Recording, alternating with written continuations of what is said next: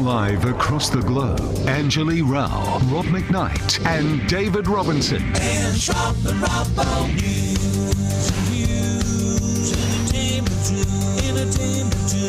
It's the Ange, Rob and Robbo, Ange, Rob and Robbo Show. Welcome to the Ange, Rob and Robbo Show. Yes, it's a very big welcome to this Wednesday night as we stream across Australia and around the world. I'm joined by David Robinson. Hello, Robbo. Hello there, Robert. Good to see you. Good to see you too, Ange. Good to be seen, yes. And... Hello, Ange. Right back at you. Hi, yes, I'm here too. Look, we're going to have a lot of laughs and a lot of fun tonight. Jason Roses has all the entertainment, and there's going to be big changes to morning TV on Australian television. We'll tell you all about that. There's a lot happening in the entertainment world, and including the big secret that the cast of Glee have been keeping from us all these years. And we're going to have a bit of a laugh with our old mate Bruno, because there's a few serious topics we've got to get through tonight. There's a lot happening in the world of news, and we are going to need a laugh by the time we get to the end of this show, I think. Guys, don't you agree, Ange? Yeah. Oh, yeah, more than a laugh. Oh, my God. A flagon of something big. I've got my tea standing by, so I'm ready to go. Might need to put a wild bit of and bourbon crazy in it. times in the McKnight house. You know, I wanted to have a drink tonight. I said to Amanda, I really feel like a bourbon. She said, it's not Thursday. Oh. Oh, well, it's my Thursday because I'm not going to be with you tomorrow night. Oh, that's right. Ooh, Yeah, so come on, let's break out the bourbon. Oh, yeah, all right. We will after some Nobody hot can topics. replace me. No, we'll just have an empty You're going chair. to replace me? Thank you. I refuse to go on air. Fill in. No, I won't be going on air without Angeline. I won't be going on air on any other day than anyone else. All right, so it'll just be me tomorrow. You know what? I can do that. His dreams have come true. Absolutely. If you want to know what to get Robbie for Christmas, just don't turn up for a week. He would love it. Just one night where I could rant at the camera for an hour. All right, there is a lot to discuss, so let's get into our hot button issues. The Cabinet Minister at the centre of historical rape allegations involving a 16-year-old girl in 1988 has identified himself. Attorney General Christian Porter has categorically denied any wrongdoing in a lengthy and emotional press conference this afternoon. He started by apologising to the family of the girl who made the allegations before taking her own life. I was 17 years old, and I think that she was 16 years old. And in losing that person, your daughter, you've suffered a terrible loss. And you did not deserve the frenzied politicisation of the circumstances of your daughter's death of the past week. The Attorney General then compared himself to Bill Shorten, who had rape allegations against him dating back to the 1980s, but had to stay quiet while investigations were carried out. I think a difference for the former opposition leader was that for him, while the police process was on foot, the entire Australian media left the issue to be dealt with by the authorities and did not start an attempt to conclude a public trial by media. There weren't any calls for him to stand down or public reporting of anonymous, unsourced, untested material designed to try someone in public while they're duty-bound to remain silent.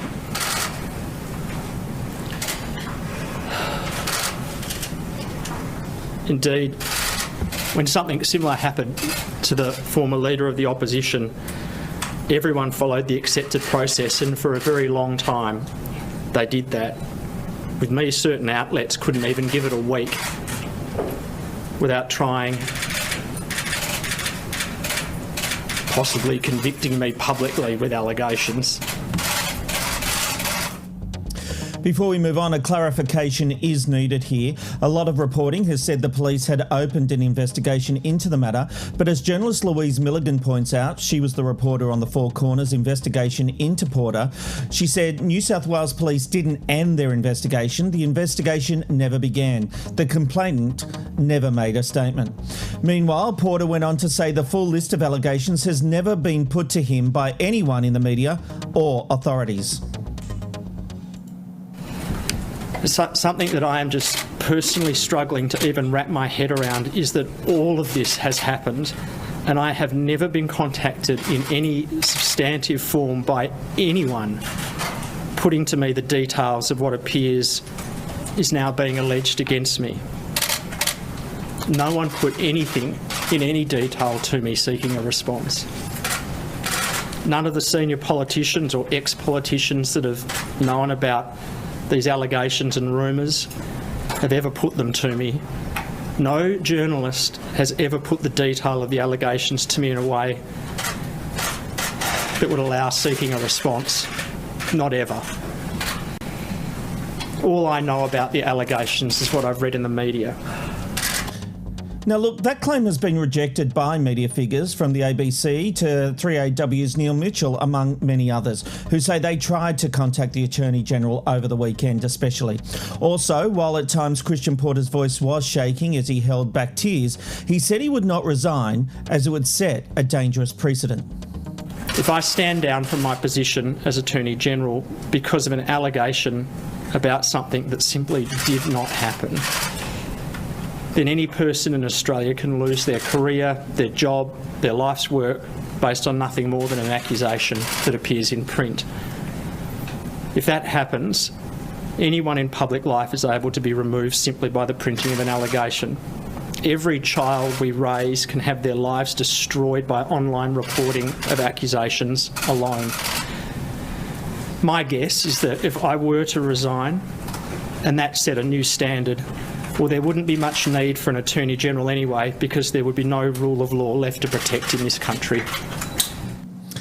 Mr Porter will now take some leave to focus on his mental health. So, Ange, after that press conference, do you think Porter will survive? Should he survive? After the presser today, I actually realised that I was going to go 180 degrees from what I said on the show previously about this. So beforehand, I thought that, whoever this at the time unnamed minister was, he needed to be given his marching orders, pending an investigation both by the police and by the government, neither of which obviously now is going to happen. And I also said that there's no way that anybody can come back from this, regardless of proven guilt or not. But I'm actually now going to have to vehemently disagree with myself. I spent years studying how to spot a liar when I was at uni, doing my degree, and then also, years and years as a journalist. And from everything that I saw today, Christian Porter was telling the truth. Okay, yes, he's had stacks of media training, plus he's not only a politician, he's a professional lawyer, but he was... got to have some levity somewhere in this. But, he was, from everything that I watched, being honest. And that said, I actually do think that he will be able to come back from this, given that, we do now have more details as to what allegedly happened, and that it all went down when Christian Porter was 17, and that, it was at this debate contest, and, who can remember most things from when they were 17? But just the way that he presented today, I actually do think he will come back from this, and I think he should be able to. There's a couple of things in here. I too believed him, but I have my doubts. It is feasible that he had a big night on I wanted to say terps, but on alcohol, and doesn't remember everything of that night. So in his mind, absolutely it did not happen. And I think there was a truth coming from him there. That doesn't necessarily mean to me it didn't happen. Correct. That was what I was going to say as well. That doesn't necessarily mean that something dreadful didn't happen to this poor woman. Yeah. She obviously went through something. But, looking at the sort of journalists and sort of, pundits speaking after the presser, they were saying that the details of the dossier came out. And one of them was that she had, 30 years of long history, 30 years of, mental health issues. And even her own parents were very reluctant for her to come out with this because they questioned her veracity as well, which, would have been the most horrific thing to go through. So something happened. And, to take your own life, obviously, your mental health must be in a certain space in order for that, to eventuate. So I'm not saying that something didn't happen. I just don't think that Christian Porter had anything to do with it. Okay. Robbo, something that I found really disappointing in this, he turned himself into the victim here. He blamed the media for whipping this up. This is a cabinet minister accused of rape.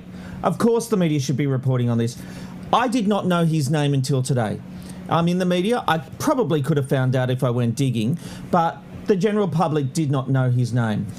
I also take issue with the fact he tried to turn it on Bill Shorten and Labor. It was a very different thing. There actually was an investigation into Shorten, which ended. This felt very political to me, the way he was handling it. And one final point I want to make to you. He says he hasn't seen the allegations. He says no one approached him. Well, the media did approach him. And the thing that gets me, the Prime Minister had the dossier. It was sent to him. But let's be honest, the Prime Minister hasn't even read this thing. At that press conference the other day, the Prime Minister admitted major allegations were thrown against a senior cabinet minister, and the Prime Minister didn't read it. He had someone brief him about what was in it.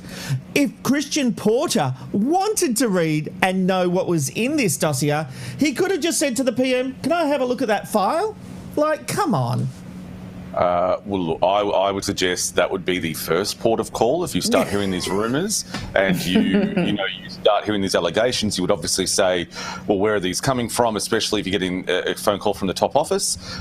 Look, we've got these briefings, we've got these letters, we've got these dossiers, we've got these diary entries, all of this kind of thing. How a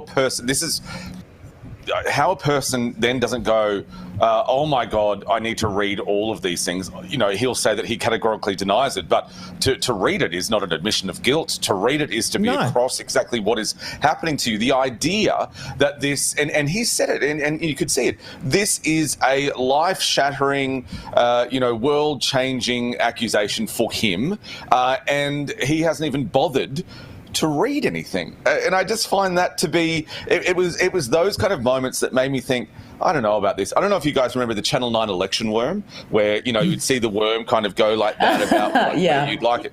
That's exactly how I felt today. So he started off by acknowledging the victim, which is exactly what he had to do. Alleged victim. That's also part of my thoughts process on this. The alleged victim, he acknowledged that person, he acknowledged their family. And then you're right, Robin, he goes into Bill Shorten, and then the media, no, mate, come back to you. You also lose any kind of gravity when you say, oh, yeah, he could remember some details, not other. He could remember the bowl of prawns. And then all of a sudden, oh, no, yes, she ironed our shirt for us. Yeah, that's right. So she ironed our shirts because we were three boys. He couldn't remember if he had a girlfriend. Now, obviously, 33 years ago is a long time ago, but you remember those kind of things. I mean, for Christ's sake, I remember when I had a girlfriend, but you remember those moments, though. That's a very big moment that you remember. So when you start getting details like, I don't remember if I had a girlfriend, at 17, you remember. I don't remember different details. Where was I alone with her? I don't know, maybe. And then he kind of went into this, we were teenagers, we were just kids. It went all over the place. So for me, that worm was just too much like that for me to go, he's completely innocent or that he's completely guilty. The other thing that I agree with him, and this probably won't be popular, an allegation, he said this, an allegation shouldn't mean a resignation. And look, I believe in a justice system. I believe and support people to come forward that say that they, have been assaulted or as awful things that are like that. But I don't think we should get into a society where if someone says something, then that's it. You resign. I was reading Twitter after the press conference, and everyone he was guilty. He was like, he should have gone. He should have blah blah blah. How dare he do this to someone? Well, yeah, but Twitter is very left on the side of politics, and you see it when you read Twitter.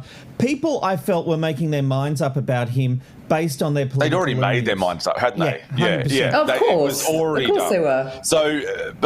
So I just like using the words alleged victim. I support victims. I support people who have been through it. I just don't. I can't support this idea of the moment an accusation is made before any kind of investigation. Unfortunately, there won't really be one up until this point, from a police point of view.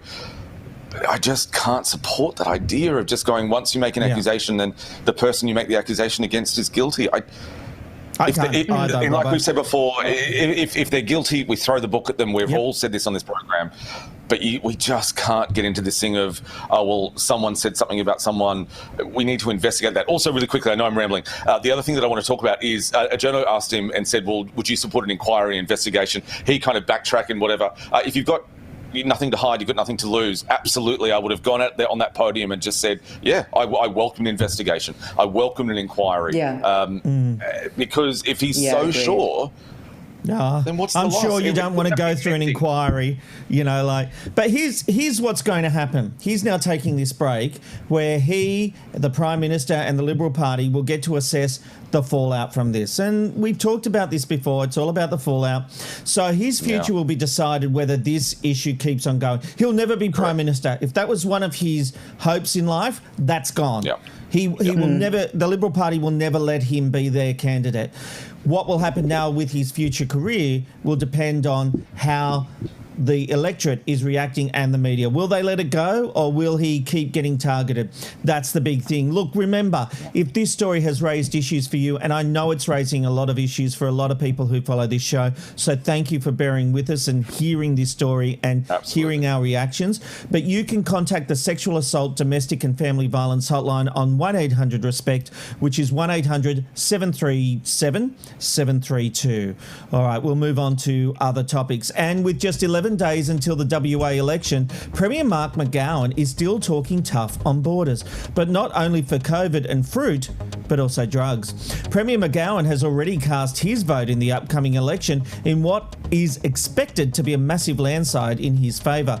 He's also raised the idea of keeping police stationed at border crossings to help stop the importation of drugs into his state.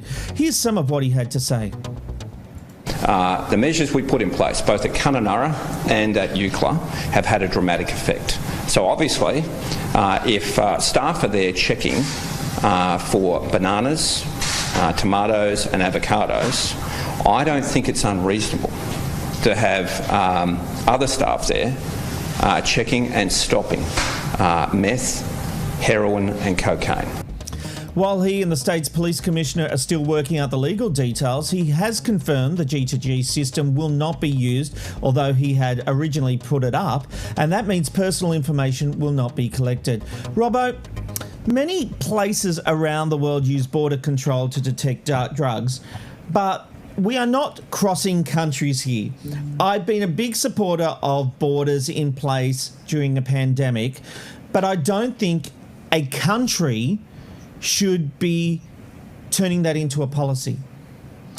Yeah, look, I understand what you're saying, but I also think that I've actually been through one of these WA checkpoints, and they do stop you, and they do have a look through your car. You've got to open up all your doors. They're looking for, at this point, they were looking for, as he mentioned, tomatoes, bananas, avocados, nuts, that kind of thing. So they do take their biosecurity very seriously.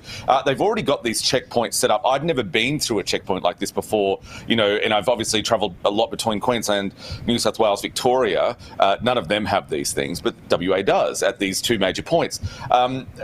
Yes, this can be part of the toolbox in order to combat drugs. But what you're going to do here is you're just going to put more people who are already in pain, you're going to put them further in pain. So, yeah, you'll stop the drugs coming into WA.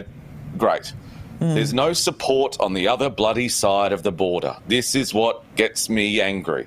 Absolutely put these points in place. The electorate overall will be very supportive of it, but help the people who are on the other side who are already in addiction. Yeah. This idea where you stop it at the border. We're winning the war.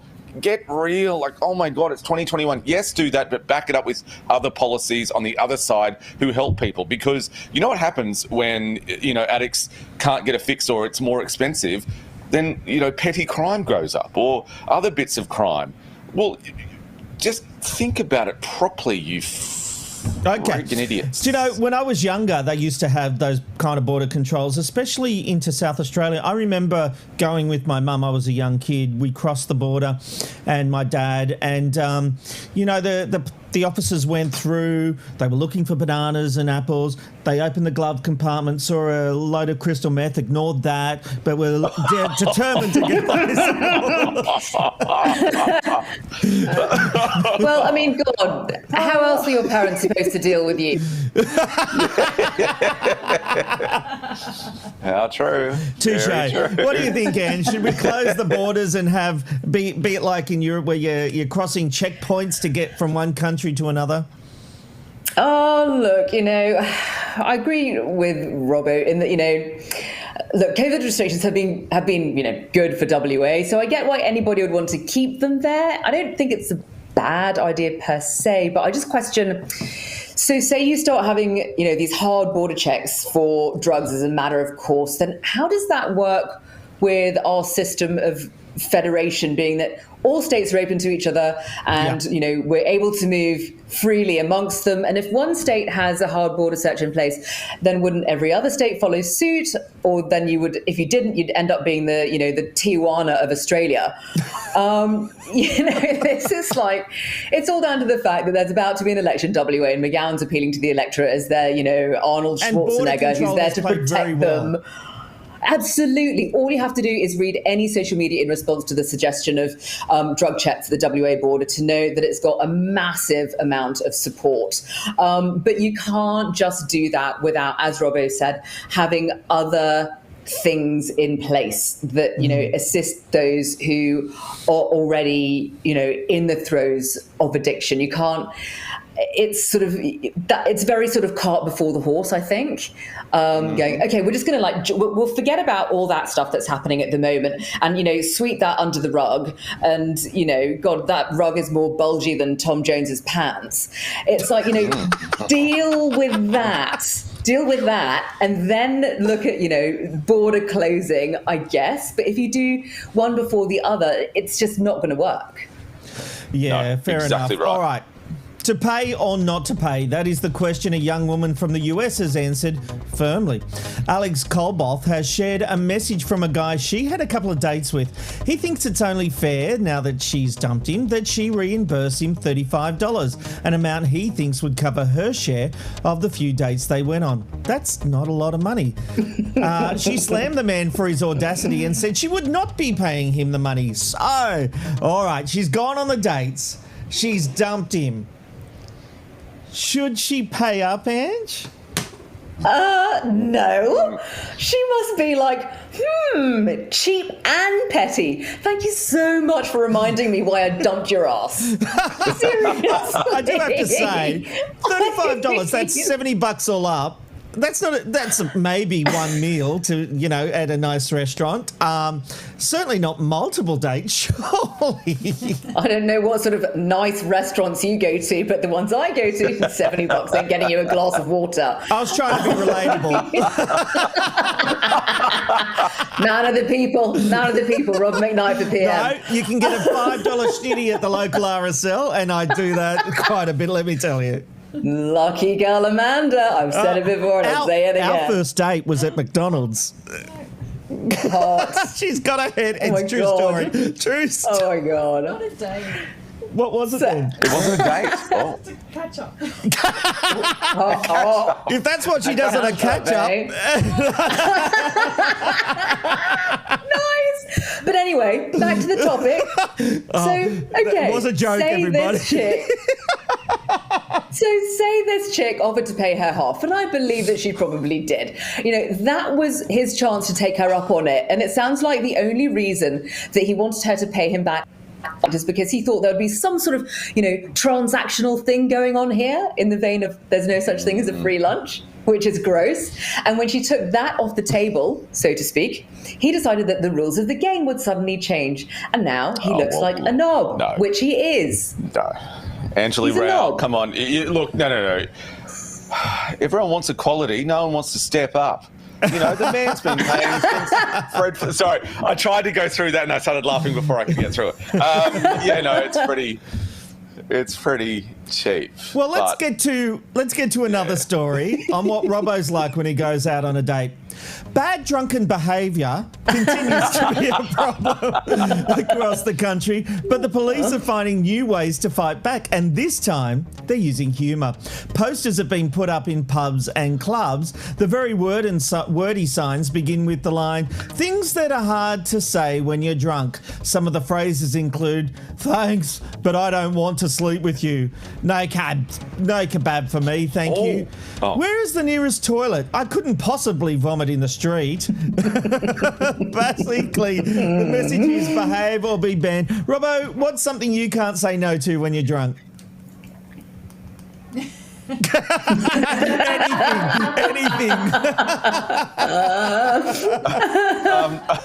I can't say no to Colonel Sanders. Let's just go with that. I can't say no to a nice man with a salty brown and one of those kind of handkerchief like things. There. Can I say quickly something before we go into the humorous side of this?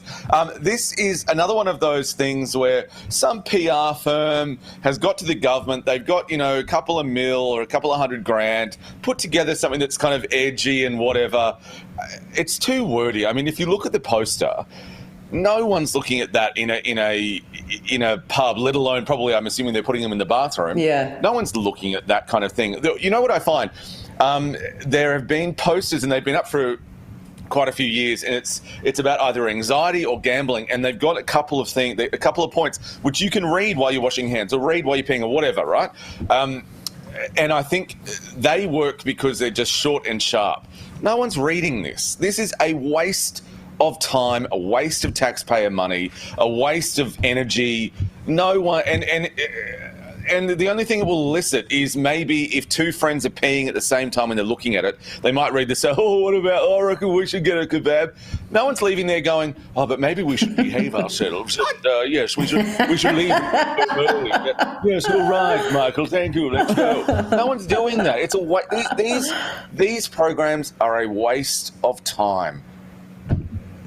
You mentioned you went to KFC, or you like to go to KFC when you're drunk. I was on a shoot once, and up here in Queensland, actually, and there was a young lady with me, and we ended up getting KFC for lunch. It was my choice, obviously.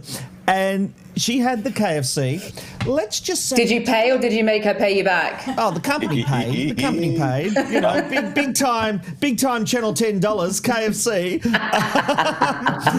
But... let's just say she had a pretty bad reaction to it. It went right through her. Oh, my Lord. Yeah. I don't really know how we come back from that. No. You know how you sometimes have those regrets about stories you tell on the air? I've had about 5 tonight. Oh, no. But, Robbo was completely right about how it's just a complete and total waste of time. Seriously, it's like, who would ever be able to read anything anyway when it's covered in spew? You just... Yeah, that's... How... Yeah. But, and I also don't understand how these people can't string a sentence together when they're wasted. I mean, I'm at my most eloquent and poetic best when I'm pissed. Well, plus, you see that my every accents... All right. My accents go off. Okay, so once I was absolutely off my tits, and I convinced a bloke from Kirkcudbright in Scotland that I too was from Kirkcudbright in Scotland for 5 hours.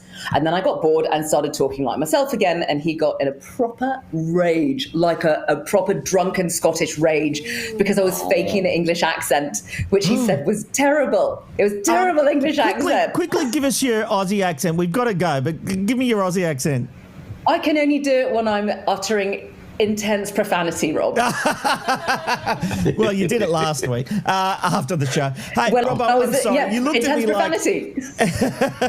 You looked at me like, Robert, why did you tell that story? So now I'm getting it from both ends. Like the girl with the KFC. You could be so lucky. Yeah. All right. Let's get a hit of news with our newsreader with the mostest. I'm turning into Steve Izard, Anjali Rao. Newsreader with the mostest. Catchy. All right, over to the headlines then. On this Wednesday, the 3rd of March 2021, New South Wales Liberal MP John Sidoti has resigned after the state corruption watchdog revealed he would face a public probe over alleged misconduct relating to inner Sydney developments. The Independent Commission Against Corruption confirmed it would hold the inquiry on March the 29th. It'd look into allegations Sidoti improperly influenced others to push forward changes to development controls and to rezone and develop land in a waterside suburb between 2011 and 2018. Sidoti is currently still a member of the Liberal Party, despite standing down from the ministry. Australian of the Year Grace Tame has slammed Scott Morrison's controversial use of words when speaking about the alleged rape of former Liberal staffer Brittany Higgins.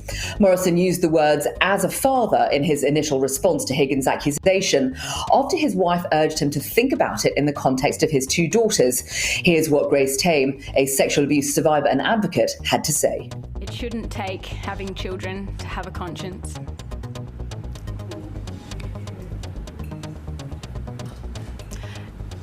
And actually, on top of that, having children doesn't guarantee a conscience.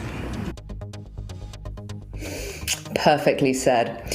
Well, 2 Victoria police officers found guilty of unlawfully assaulting a disabled pensioner have had their appeals thrown out.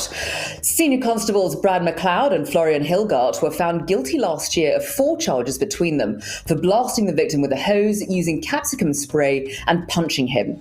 The assault happened during a welfare check on the 36-year-old victim, who was withdrawing from opioids at the time of the offence. The officers challenged the court's decision, but the appellate judge ruled the force they used was disproportionate and unnecessary, slapping them both with good behaviour bonds and hefty fines. And in Queensland, Cyclone Niran is intensifying off the far north coast. It's set to become a Category 3 storm within 24 hours. And while it's not expected to cross the coast, gale force winds have stripped banana trees, leaving farmers in despair, some saying they've lost 100% of their crops.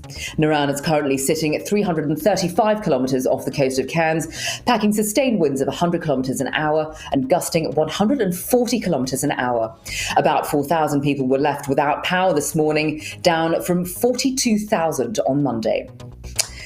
And getting a check of tomorrow's weather, it does seem fitting to start with Cairns, so that's exactly what we'll do. It'll be possibly windy with a max of 31, a possible shower for Brisbane in 28, a mostly sunny day in Sydney in 27. The sun will be out in Canberra too, getting up to 27, cloudy and 21 in Melbourne, a possible early shower and 21 for Hobart, sunny and 26 in Adelaide, a few showers and a possible storm for Perth with 26, Alice Springs will be sunny and 39 and partly cloudy for Darwin at 33.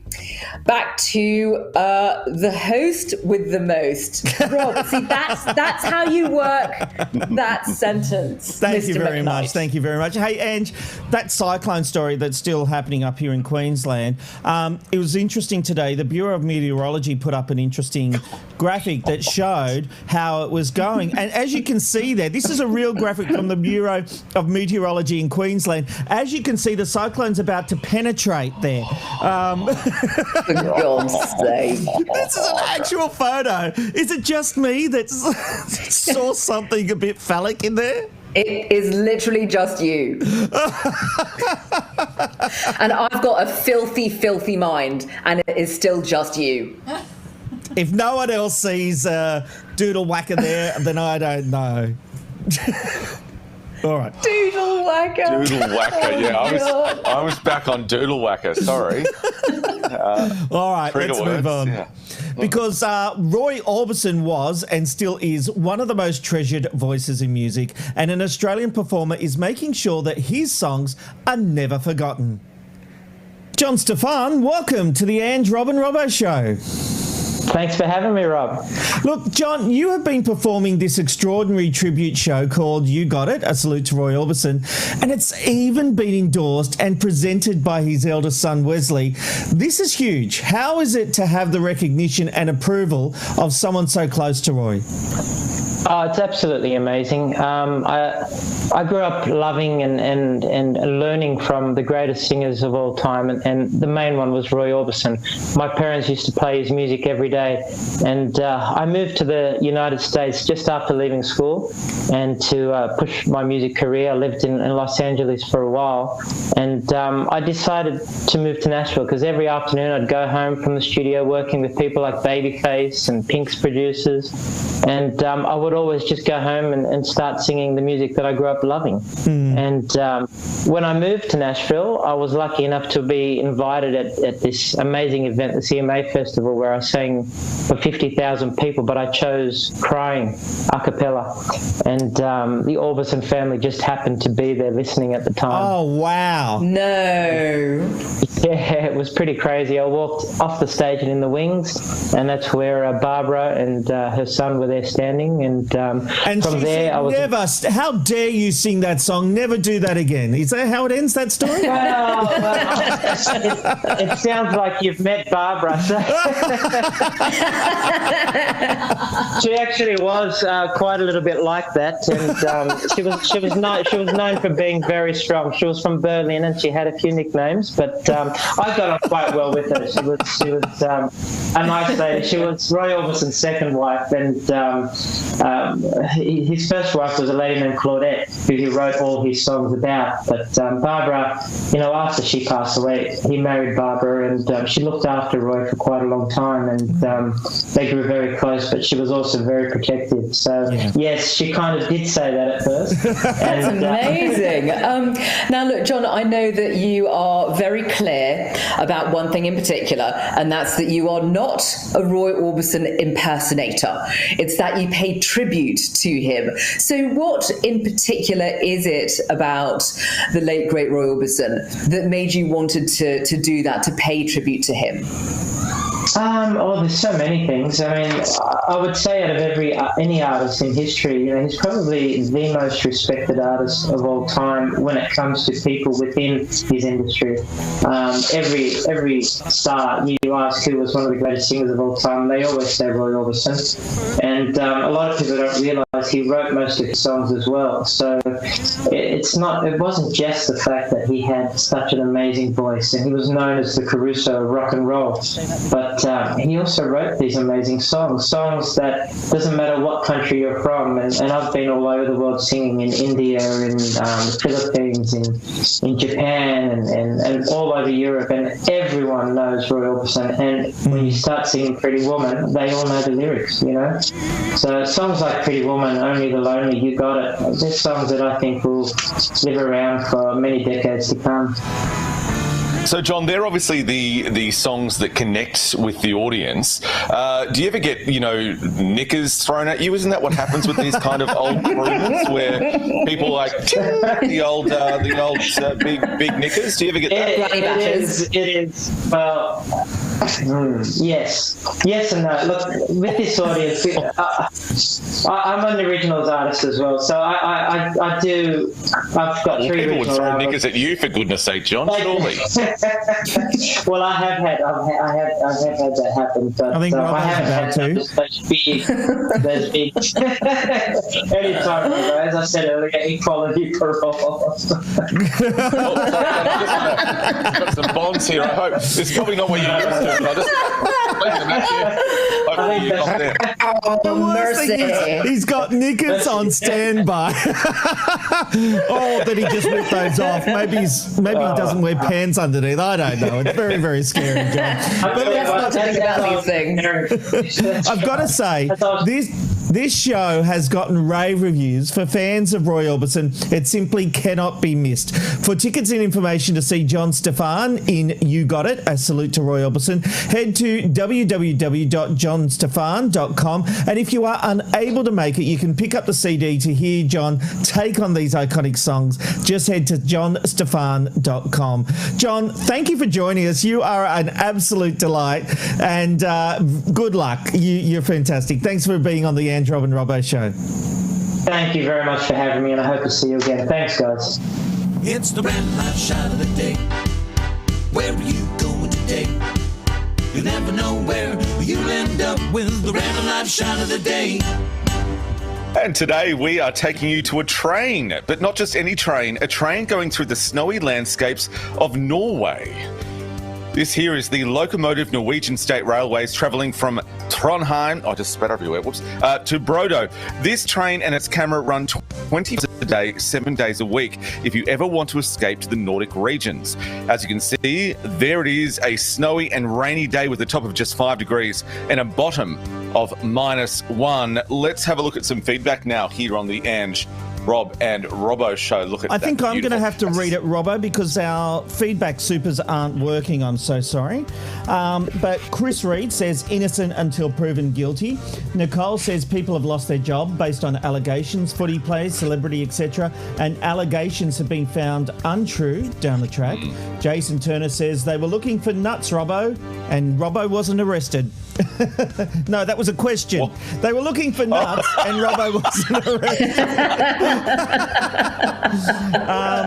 Claire Dixon says the fruit fly checkpoint at Tweed Heads used to scare me as a kid. I'd worry that if I hadn't eaten my apple that they'd lock me up.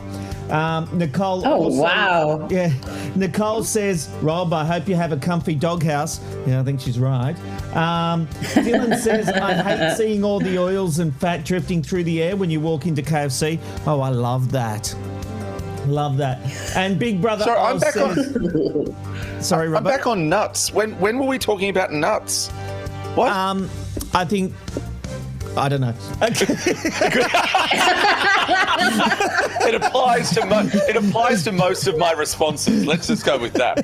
Yeah, all right. I was looking for nuts. And finally, Big Brother Oz says Rob's 51st fast food date nights. Oh my God, I can't even say that. That was a tongue twister. Don't forget, on Twitter, Facebook, and Instagram, go to the ARR Show. On Twitch and all the others, go to Ange, Rob and Robbo.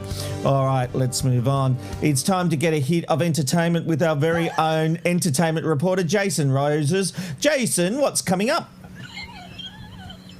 Thanks, Rob. Well, coming up in your daily entertainment report, the stars of Glee break ranks and reveal one of the most shocking secrets about the popular show.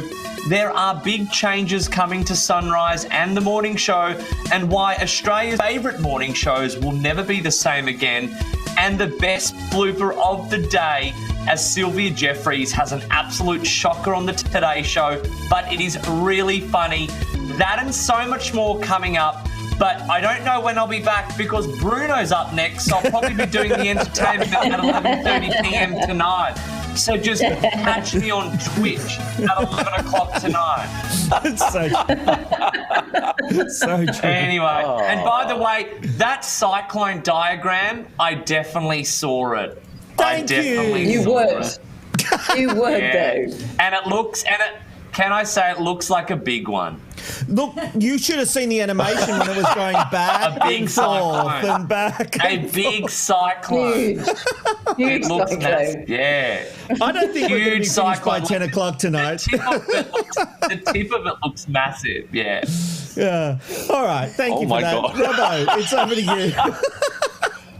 I don't know how I can go. Anyway, I'll try. It's time for On This Day, and just a warning, our first event will be confronting for some viewers, but let's have a look at that right now. Oh no, that's a real thing. It was on this day in 1991 that the world saw one of the first ever viral videos. LAPD officers were filmed senselessly and brutally bashing Rodney King. Despite the graphic footage, all 4 police officers were later acquitted, which led to the 1992 riots. The federal government then brought civil riot cases against the officers, which resulted in 3 being charged and given jail time. And it was on this day in 1980 that Pierre Trudeau was sworn in for a second time as the 17th Prime Minister of Canada.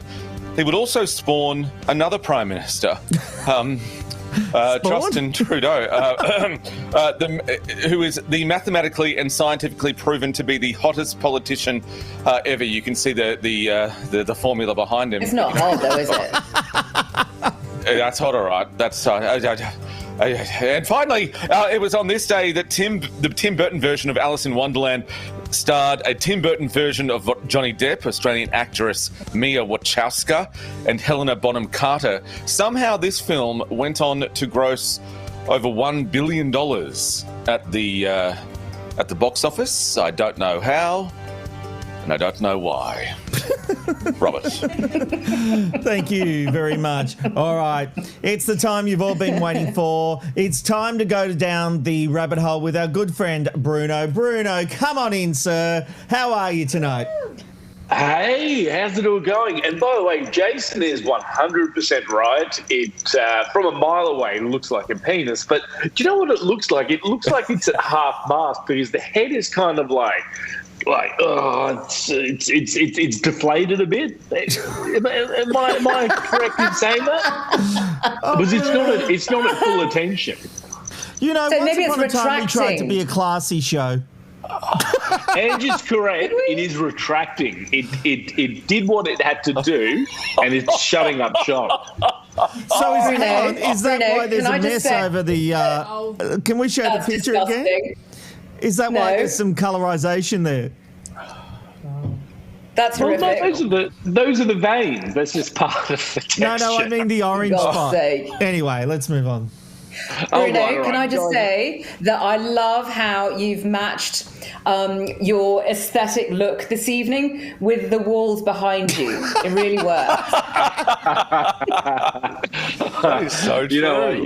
You're right. No, it's a T-shirt that I put on this morning for work, and I never took it off. So my apologies. You're right. I should have played around with Don't the ever colours. change, Bruno. I just want to Don't confirm- change. Hey, Bruno, you can take it off if you want, buddy. I mean, I don't like. Good idea. You know Yeah. what? I knew you would. I knew Oh, you would. I knew you would. What have I started? Now, Oh, he's a listen, good guys. man. I'm in the wars at the moment, and I need your help and your viewers' help with a scandal that I'm going through at the moment. Now, you know how I put out these ridiculous lists every couple of weeks, where whether it's chocolate bars or cuisine or whatever it is, I rank them, and then I argue with people, right? So I did one on tradies. So up the top, look, you've got your renderers and all that kind of stuff. Down the bottom, plumbers and what else do I do? Electricians. Yeah, I'm like, they're terrible people. So the list went well. There was some good feedback, but then I get a call from Jackie O of Kyle and Jackie O fame saying, "Hey, wouldn't it be cool if you came in, discuss your list with us, and then you can take some phone calls, perhaps from tradies that may or may not agree with you." Now, listen, I was the executive producer of the show. I know what I'm walking into. I guess I just didn't understand how savagely I was going to cop it. So I've got a little bit of the footage of me in the studio if you would like to watch. Oh, yeah. Good morning, Matt. Bruno, you dickhead. You have been blacklisted, brother. Even if it's double or nothing, mate, you're getting nothing. Well, good luck renovating that house, Bruno. Look at all these man babies. Look at these tradies. They act like they're real men, but they're like, "Oh, you hurt my feelings because on the radio you said that I'm a bad person." Stop. You're just never that going to guy get was anyone. negative. Let's see if we can get a positive on the end. Sam, you're on with Bruno. Is it positive or negative? Negative, mate. You're just a piece of shit. You've never worked a day in your life. You sit down on your ass and do all. Well, I mean, look, the man's not a liar, right? He's accurate. He's pretty accurate. Shit, mate. What trade do You're you... just a piece of shit. I'm a plumber. I've worked my ass off. Yeah, it's hard for ripping 7 people years. off. You do all for the world. Yeah, and so it's become a problem. It's an issue, right? And I've received a lot of nasty correspondence, and I kind of picked out 3 pieces of correspondence that I received, and I was hoping I may be able to get your help on how I should respond, because I think I need to respond to everyone. I can't let them know that I'm not across it. So is that an all right exercise? Sounds if it is good that to me. relatively good? Yep. All right, excellent. Yeah, So sure. the first one's from Facebook, and it's basically just, I know you've got a set of eyes. I didn't see bitches ranking this list. There's Kyle's bitch. I wonder where he would rank. What an F $sign and I have a feeling, guys, and look, I might go out on a limb here. I think he's calling me a fuckwit. So I was unsure. Yeah, Now, I was guys, unsure. So. How do I reply to this? I mean, number one, baby. Number one, like I just own it. You don't think that maybe I can maybe I can have fun with maybe have some fun with the surname, where I can say, if they did a list of unnecessarily long surnames, you'd be number one, or is that too wordy? Or no, I like that. I like that. Or I like that. If we did a list on who is your mum's number one lover, I'd make that list. You're on it. Oh yeah. When in doubt, always go for the mum. Always. That's perfect. All right. That's settled. The second one, please. This one's a long one. Wow. Basically, thanks. He didn't say anything about cleaners because I'd take him to the effing cleaners. If I could. Okay, you've got eyes. Hang on, we have to read it out. Thank F he didn't say anything about cleaners, because I'd take him to the faking cleaners. This F-wit should hold a nationally televised apology for his lack of respect towards all the hardworking legends working 12-plus hour days, 6 to 7 days per week in order to take care of their families. I bet this is one of those D-heads that asks for the cheapest price but expects the best end result. Who doesn't do that?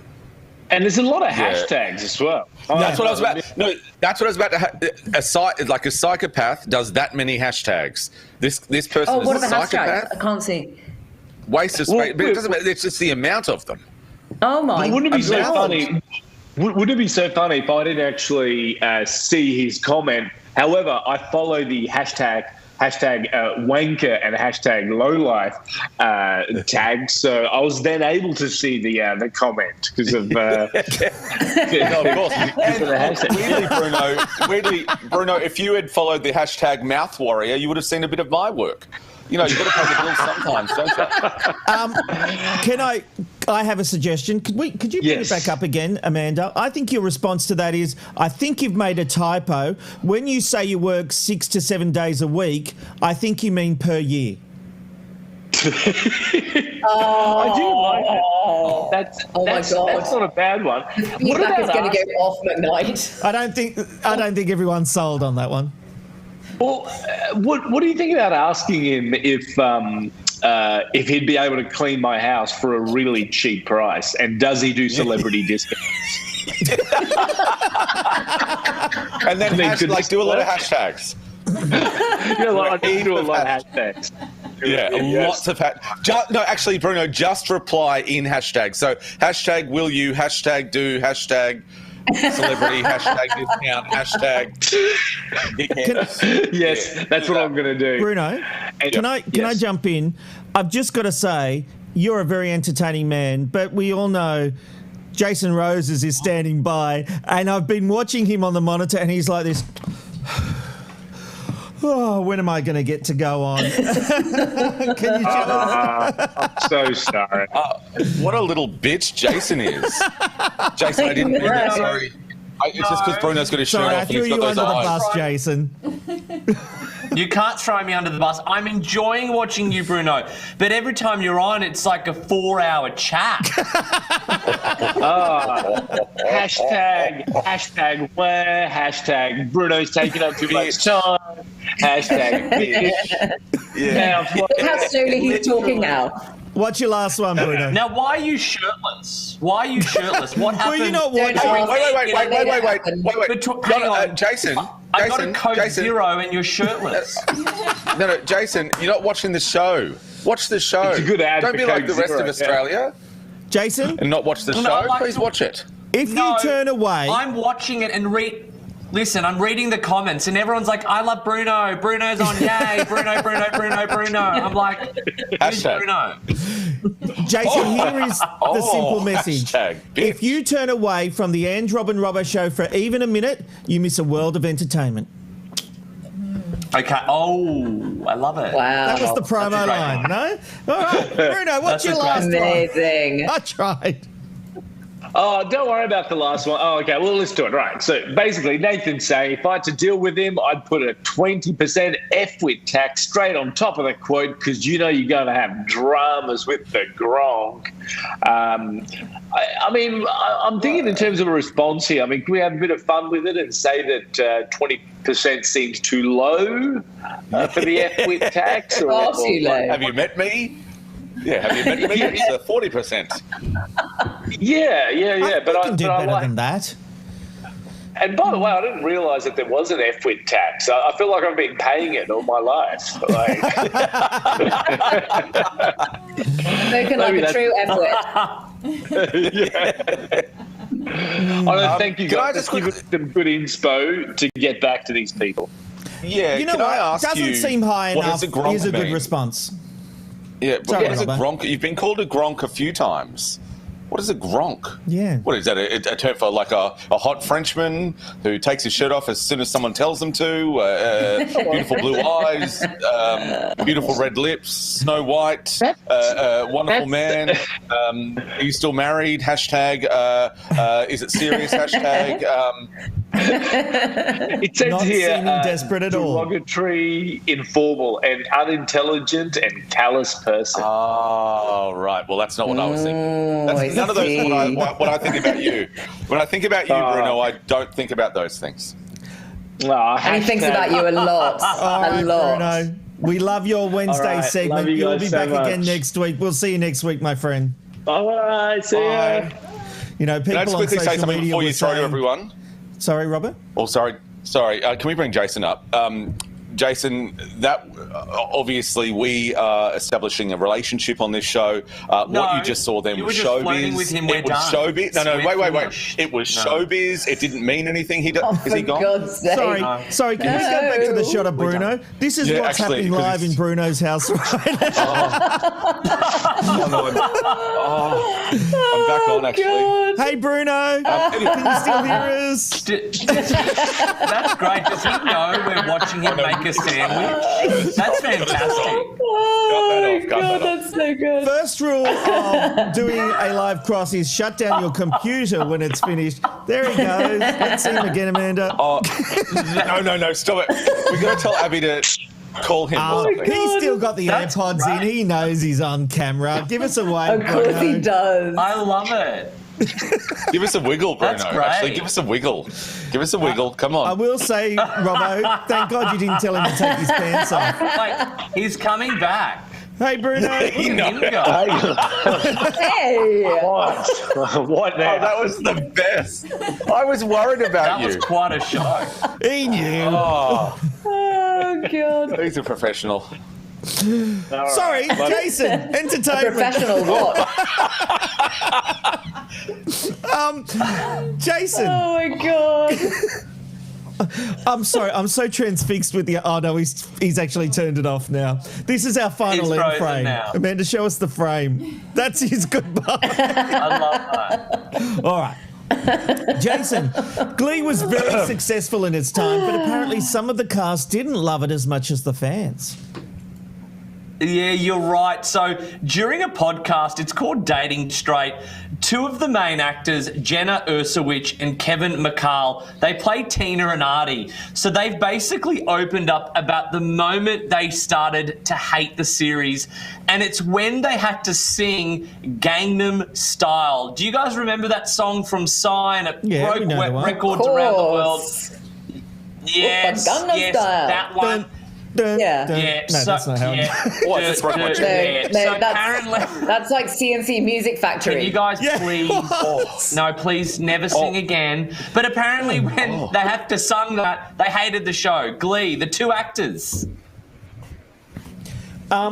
Great. What? What did they say, Jason? Just say we didn't have a relate. shot, right? Just say we didn't have a grab. I can relate. What did they say? Terrible show. It's all falling apart. What did?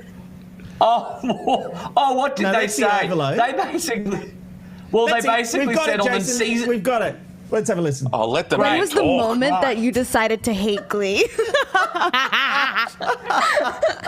When you realized you hated the show. I never hated it. Sure. I didn't. I was joking. I was no. Some people did. No, some people hate it. I was the last one to break. I will say that out of the cast, I was the last one to lose it. I held out as long as I sing could. another medley, I'm gonna lose. No, it was what the mine. Fox say was the boiling. Yeah. Oh, Season 5 was Season 5 was rough. really rough I for us. remember. I think that's coming back to me. Yeah. And you did a puppet Psy as well, right? Gangnam Yeah. Style. Yeah. Oh God, that show was pretty tone deaf. Yeah. Yes. Oh Okay. yeah, absolutely. Yeah, like If you watch it now, you will be shocked. Oh, Cry Me a River. Did they ever do a cover of Cry Me a River by Justin? It must be so hard being paid for royalties for all the CDs they put out. And it must be so hard to be paid for doing that show. It must be so hard for them. I'll tell you right now, none of them will be rehired for anything. Jason? No, they won't be. Pack of whingers, bullshit. They all are. Pack of whingers. Pack of dicks. and that was the show, of course. Okay.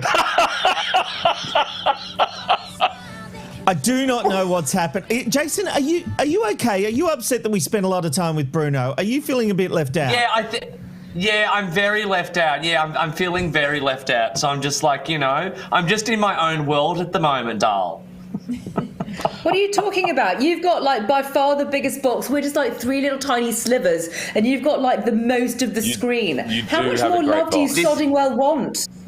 Yeah. No, I know. I've got the biggest box. It's a very right big now. box. All right, Jason, I'm going to make you this offer. Ange is away tomorrow. Would you like to come and do hot button issues with us tomorrow?